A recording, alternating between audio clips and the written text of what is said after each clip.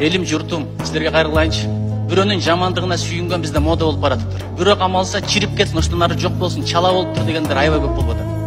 Бирөөгө жамандык кааласаң дейт, ошол нерсе сенин башыңа келет дейт, бирок сен жамандык каалаган киши дейт, эркиндикке чыгып кетет деген сөз бар.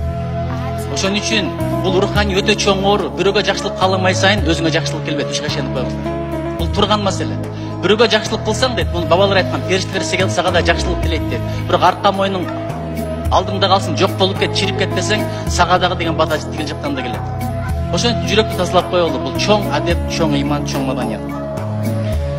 Дагы бирдекени айтайын, эми А дегенде эле Ба деп баса калып камай берсек, элдин духу кантет. Мен түшүнөм, эми кээде аша чабуулар болот бул жактан дагы. Бирок сөз эркиндиги деген бар. Мен ал жөнүндө айтпай эле коеюнчу.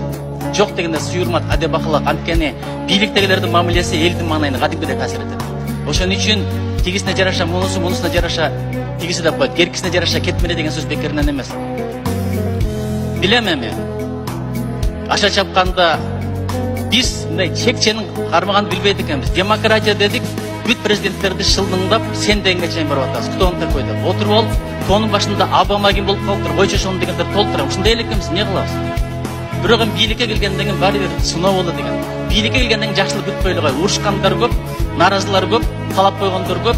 Ошого чыдап бардыгыбыз элге кызмат кылып бербесек, кантип ынтымак болот. Ошон үчүн деген активисттерден башталган камамай айттым го, аял эркек деп келип турам, депутаттарга жет. Мына судьяларга таң калып атам. Айланайын, шайлоо бүткөндөн 3 күндүн ичинде шайлоо боюнча разборкалар бүтүш керек. Бул кодексте бар. Эми мага булар судья маселе бар. Дэвид Кофер фокус көрсөткөн эле бир сыйкырчы көрүнүп калды. Каалагандай мыйзамды калчып атат.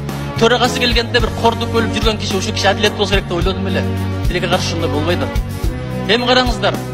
Bir депутат кетти, шайлоо 2 жолу. Бирөө кетти, ордуна жөн эле алып келип койду.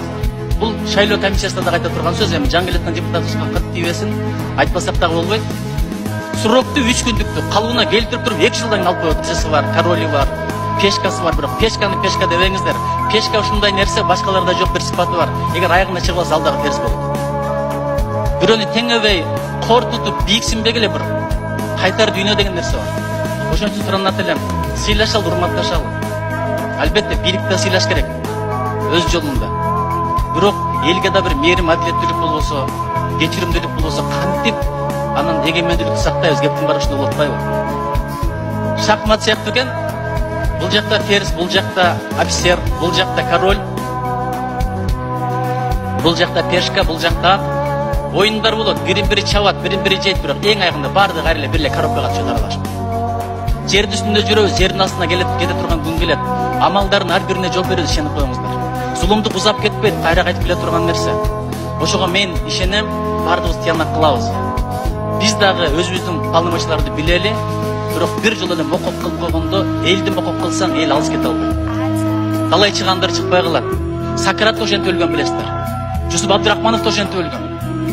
Ошон үчүн баардыгыбыз кайра бир коробкага түшөбүз, үкөккө түшөбүз.